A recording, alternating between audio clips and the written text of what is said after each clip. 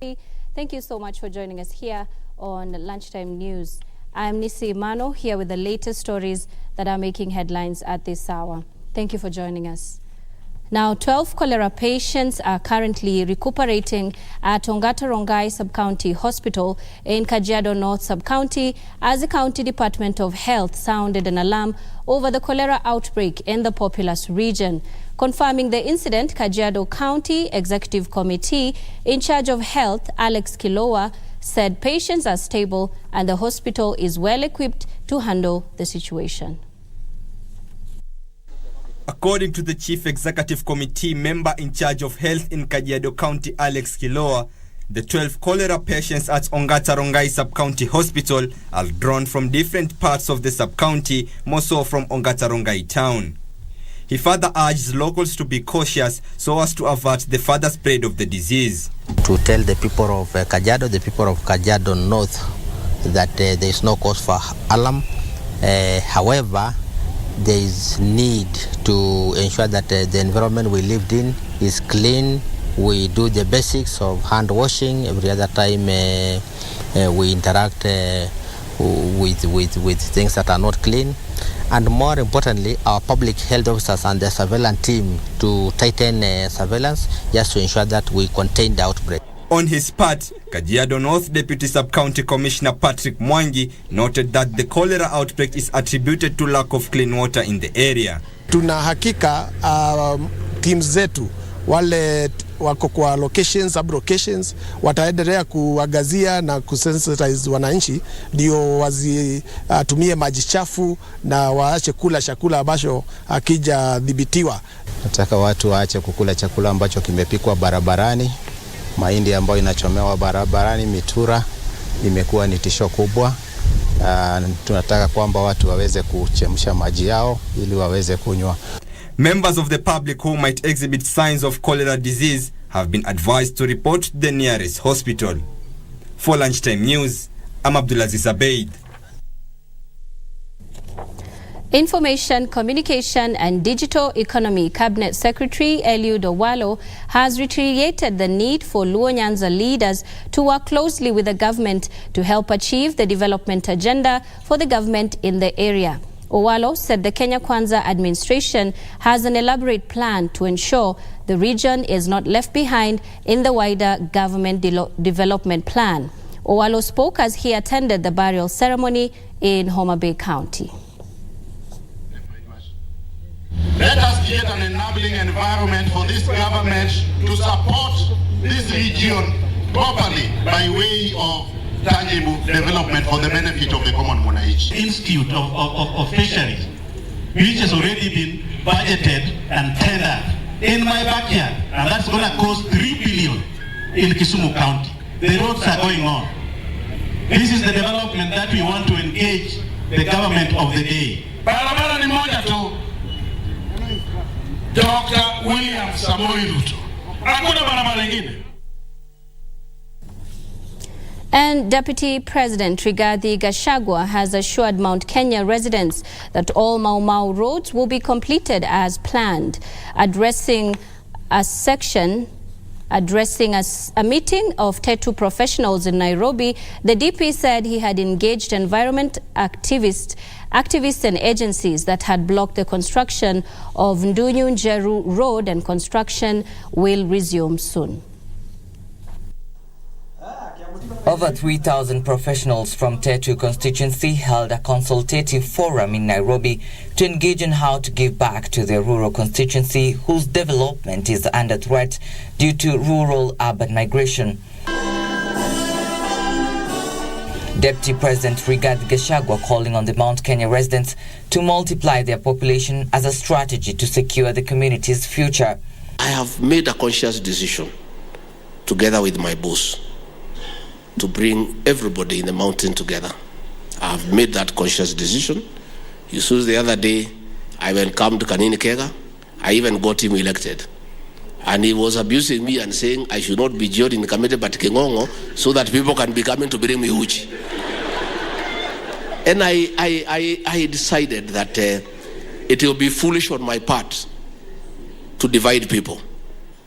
All the people of the mountain I'm asking all of you, we join hands, we develop the region, we be united under our President William Ruto so that we can get more development and we can get the economy improving.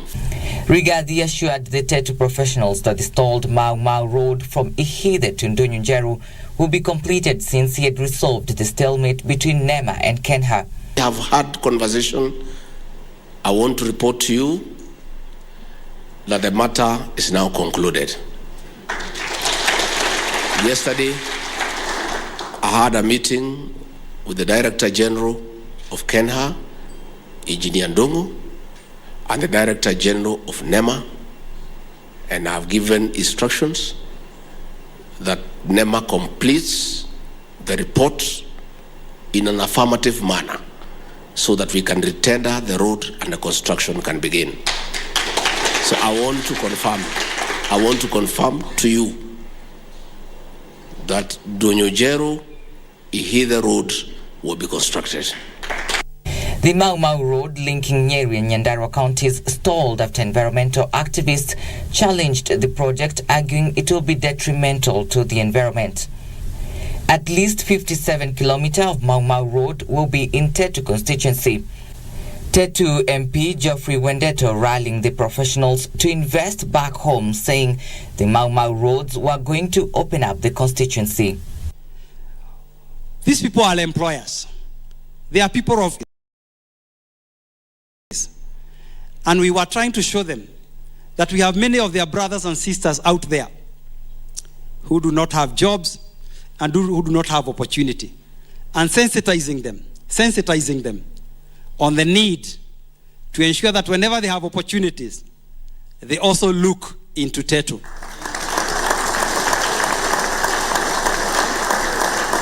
Elsewhere, Kitengela Town, Old Namanga Road users are upset over the poor state of the road that they say is affecting businesses and means of transport in the area. Businessmen and motorists say the 13-kilometer stretch under the Kenya Urban Road Authority, KURA, needs to be rehabilitated to avert further closure of businesses in the area.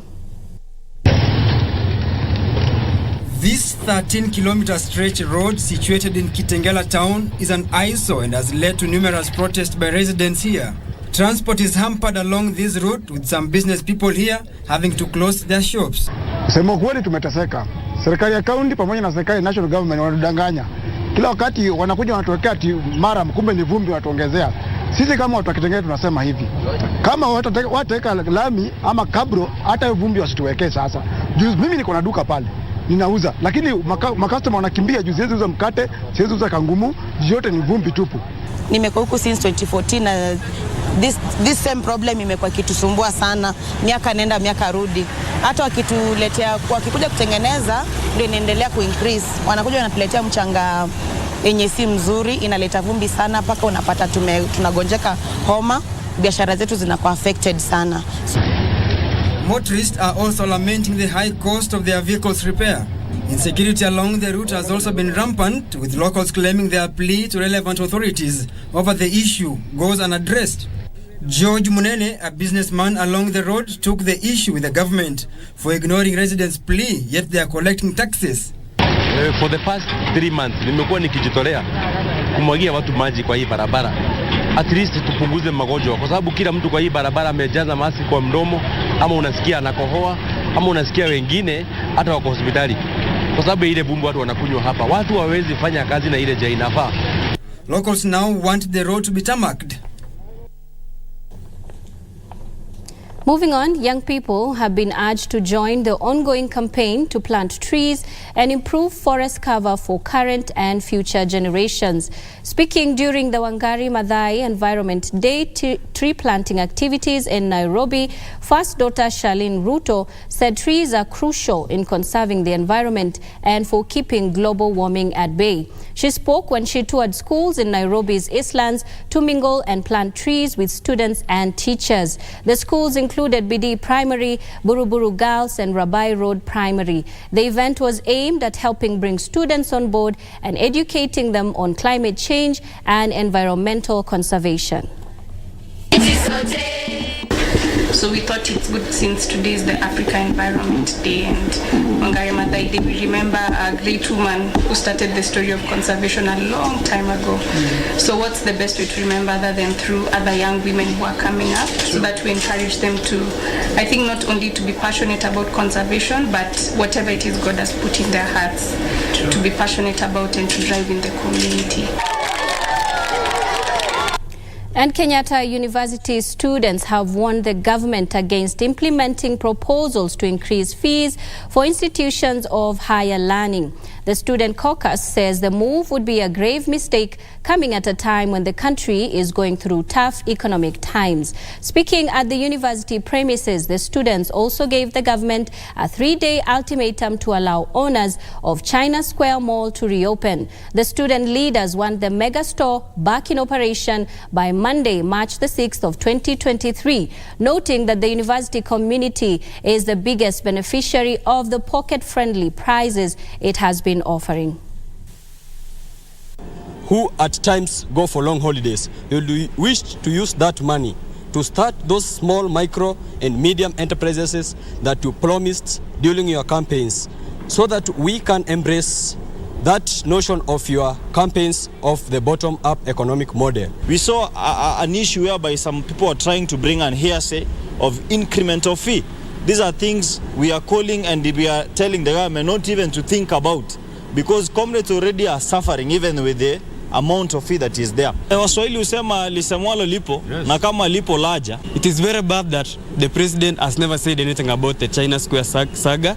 We are just wondering, was he really ready to help the common mwananchi? Yes, commodities at a cheaper price. We want to say that China Square should be reopened on Monday as they have promised, and we'll be back here to buy those commodities at a cheaper price. Many Kenyans cannot even afford a 3-day meal course simply because they are facing economic challenges.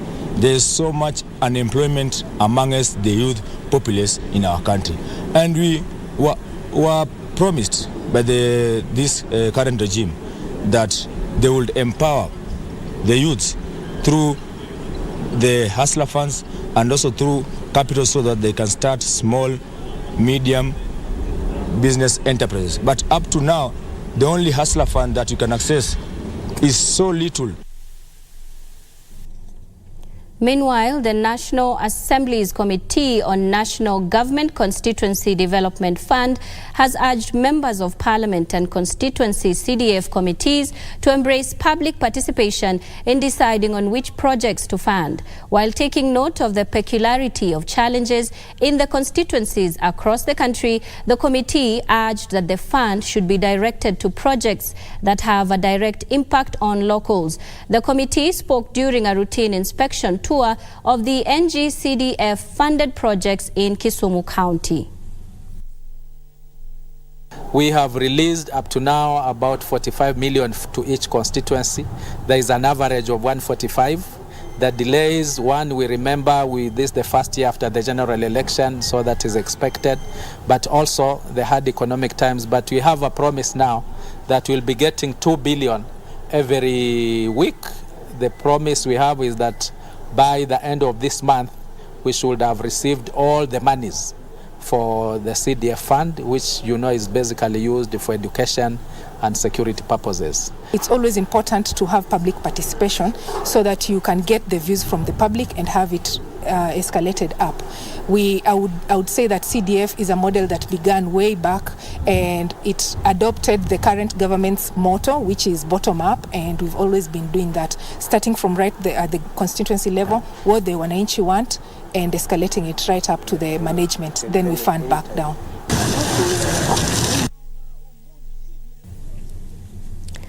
We are taking a break on Lunchtime News, but we'll be back with more. Do stay with us.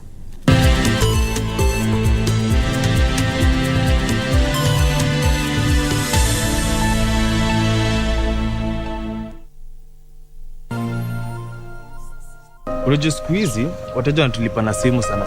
Na hiyo si shida, hiyo ni poa sana by the way. Lakini sasa shida inatokea, wengine wetu wanachukua hizo namba za wateja, alafu wanaanza kugawana huku nje kama njugu. Bana, inatuharibia kazi. In this digital era, it's normal to collect information for your client. But if you're collecting information for the client, it's important that you secure it and use it for the intended purpose. Ujumbe huu umeletwa kwako na ofisi ya Data Protection. Operationalizing Kerugoya Level 5 Hospital. A functioning school feeding program. But how have the leaders performed so far? The percentage of A's in 2021 were more than those ones in 2022. We will not politicize security, because if we do so, we endanger the country. Every week, we bring you an honest assessment of the national and county governments. One of the best ways of accelerating national development is through collaboration with county governments. The Scorecard, coming soon on KBC Channel 1.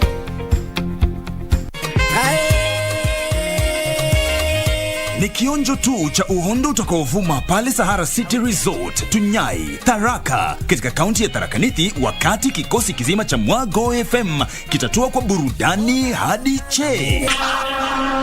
Ni siku ya Jumamosi, tarehe 4 kuanzia saa 12 jioni hadi saa 12 asubuhi. Wakilisha, utabasamu pamoja na watangazaji wa stesheni yetu ya Kimeru, Mwago FM. Pia utapata nafasi ya kutangamana na viongozi wako kama vile waziri wa vijana na michezo wa Tharaka Nithi, Maureen Nyambura, miongoni mwa wengine. Yote ni kwa ushirikiano wa stesheni yetu Mwago FM na Ridhisha Jamii Ventures.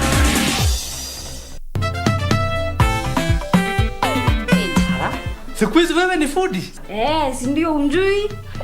I heard you telling him that he can pay the balance after you finish, eh? Yani kinazui you are listening to my teleport conversation. Kama masikio hayana bazia, eh? By the way, how can you tell a client to pay balance baadaye? Kinanzui, how can I ask for the whole amount and I have not finished in the work? Isn't that is being Gilindi? Can I ask you a question? Ask. When do you pay your rent? Why? Just answer the question. In the beginning of the month. Does that make you a landlord lady?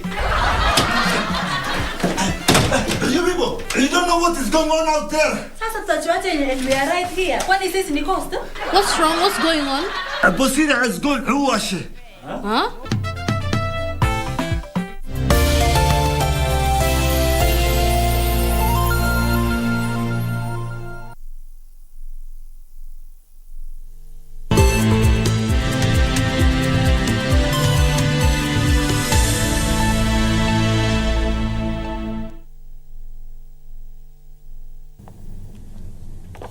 Welcome back. Thank you for staying with us.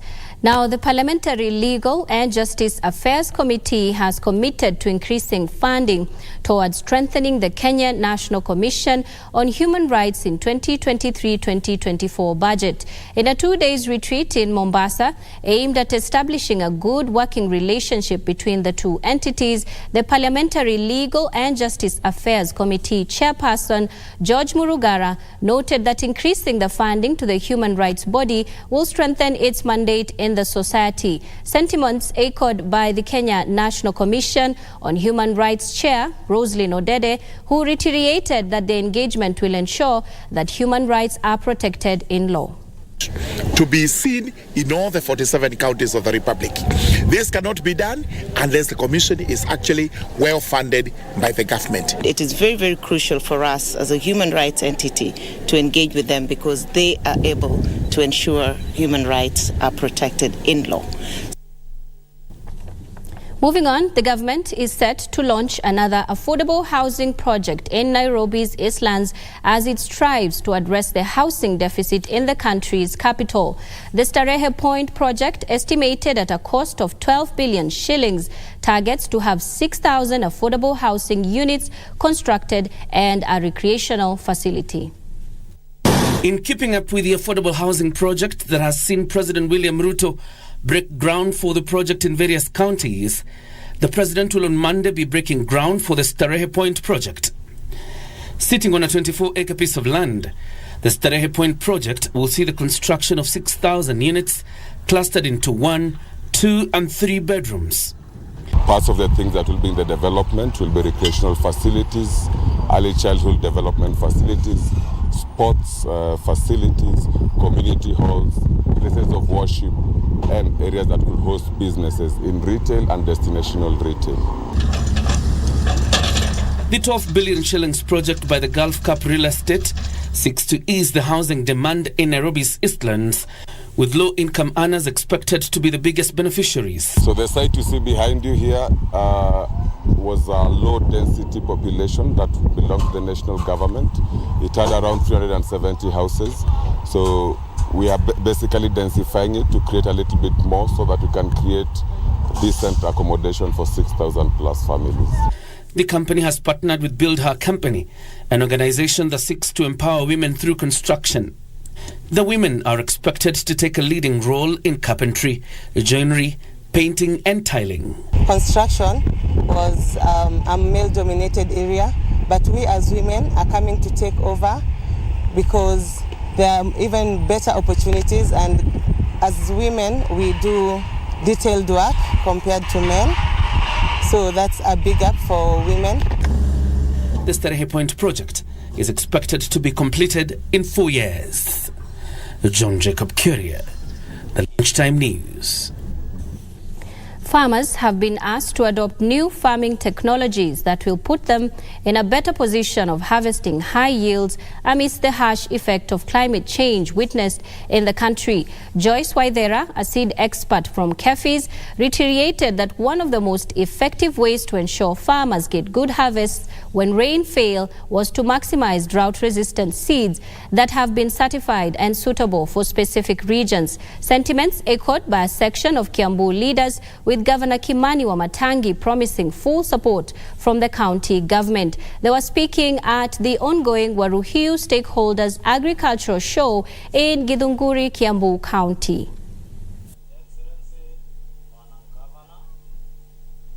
My advice to the farmers, especially with the drought that is, or the season we are in, is that they should ensure that they plant clean seeds. One of the ways to ensure that you have high yields is engaging in clean seeds. You're buying your seed, we have varieties that take a shorter period. So we advise you to buy varieties that will take that, at least even the rains, when we have little rainfall, you'll be able to harvest. Hiyo pesa umesema ya kuwa unataka kuwa unanunua dawa, unataka kuwa unanunua fertilizer, unanunua nini, nimekuwekea budget. We are trying to improve and add more extension of farmers to inform the farmers on methods of engaging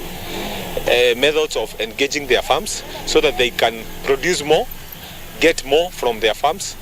Nachukua hii nafasi kumkaribisha nyinyi nyote kwa. Elsewhere, a widow is seeking financial assistance to meet the burial expenses of her late husband, who passed away 3 months ago in Mombasa. 39-year-old Evelyn Nekesa's husband died in a Mombasa hospital following a short illness. Following his death, a row erupted between her and her in-laws over his burial place. His family insisted on burying him at his native home in Siaya County, while she wanted him laid to rest at a farm they purchased together in Kitale. The dispute was later settled in court, with the court granting her the green light to bury him at the farm in Kitale. However, she is unable to raise funds to transport his body from Mombasa to Kitale and is seeking assistance from well-wishers to help her bury her husband. The late John Wire Ogutu died last year on 18th of November. Pewa bwanangu na waliochangisha pesa wamekatalia. Bwanangu yuko kwa barafu hapo Makadara. Saizi ni miezi mitatu na chenye naomba wananchi wa Samaria wema wenye wana roho ya utu, naomba mchango wenu ili nipate transport ya kumsindikiza mume wangu niende nikampumzishe kwa boma lake Kitale. Nawaomba wahisani, naomba mtu yote, naomba mwenye ataguzwa na historia yangu, naomba msaada.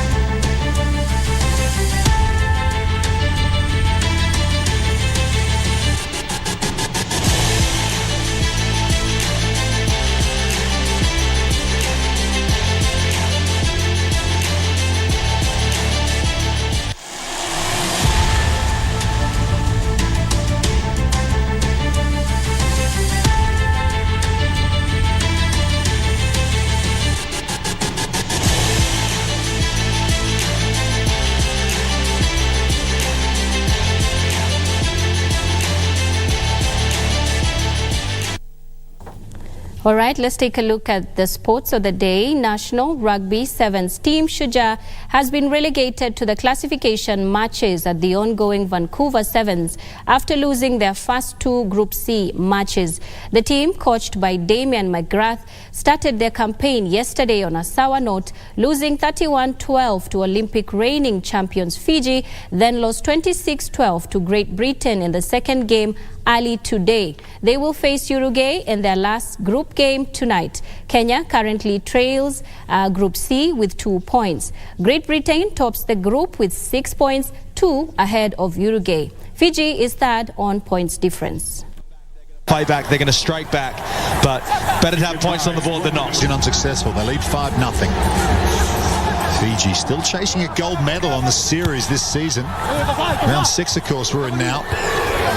I don't often go that many tournaments without picking up the ultimate prize. There is the try scorer whom we're at scrum half. Damian McGrath was almost apoplectic last week when they missed out on the cup. Mathungu, that's been dropped this time by Mbatireng. Offload though, they will get the try. And Borussia Dortmund beat RB Leipzig 2-1 at Iduna Park to move top of the German Bundesliga. Elsewhere, Serie A leaders Napoli suffered a 1-0 loss to Lazio at home, their second league defeat of the season, with Lazio moving up to second in the table. Through beautifully. Oh, that's excellent from Royce, and then he slipped. But was he caught? That's the question. Marco Royce scores.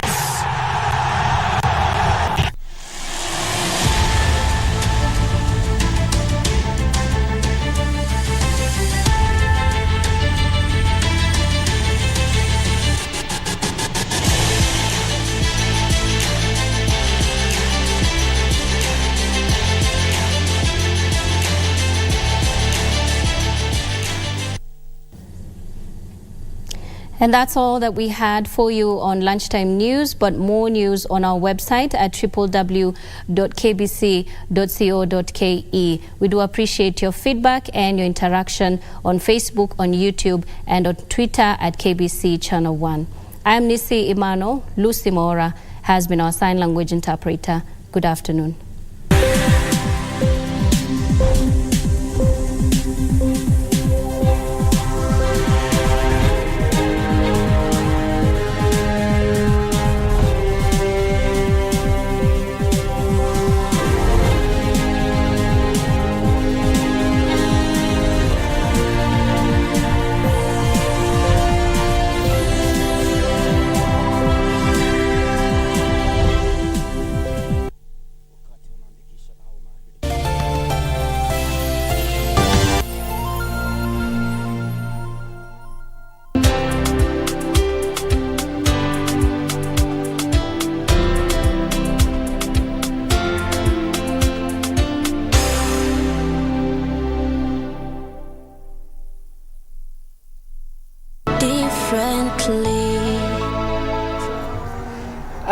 This choir that we have for interpreter, we started it, and the same way as I said before, the church like this one of ours, we have a choir. They come here at the pulpit and they sing with their own voices. But now when the interpreter is sitting down, she's only interpreting the words.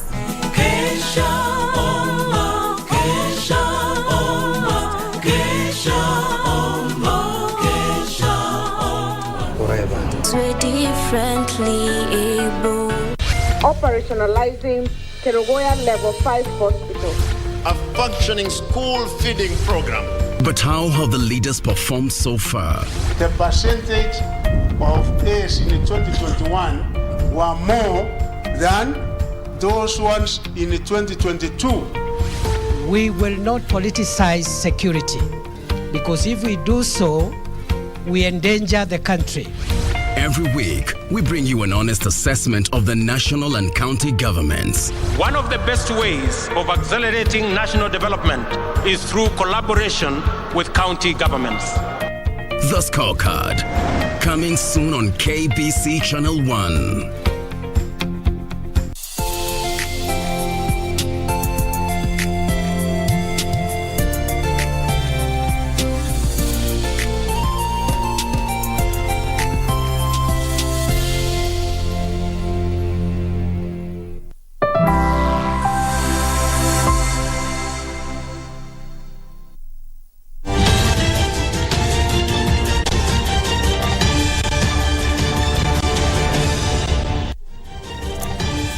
Sodakta mtazamaji, ni siku nyingine tena tunakutana katika kipindi Dunia Wiki Hii. Makusudi ni kutembeze kila pembe katika mataifa ya kigeni, ni kupatia taarifa kutoka rubaa za kimataifa. Kumbuka, taarifa hizi zimewezeshwa na kuandaliwa na shirika la utangazaji humu nchini KBC na shirika la Xinhua kutoka China. Katika makala ya juma hili tutakuarifu jinsi gani Bola Ahmed Tinubu ashinda uchaguzi wa urais nchini Nigeria. Kadhalika, katibu mkuu wa Umoja wa Mataifa Antonio Guterres atoa wito wa amani wakati wa maadhimisho ya mwaka mmoja tangu kuzuka kwa mzozo nchini Ukraine, huku mjumbe mmoja wa China akisema nchi hiyo itaendelea kutekeleza jukumu kuu katika kutatua mzozo huo. Na kadhalika, idadi kubwa ya waathiriwa wa mitetemeko ya ardhi nchini Uturuki wahamia maeneo mengine huku wakihitaji ushauri nasaha.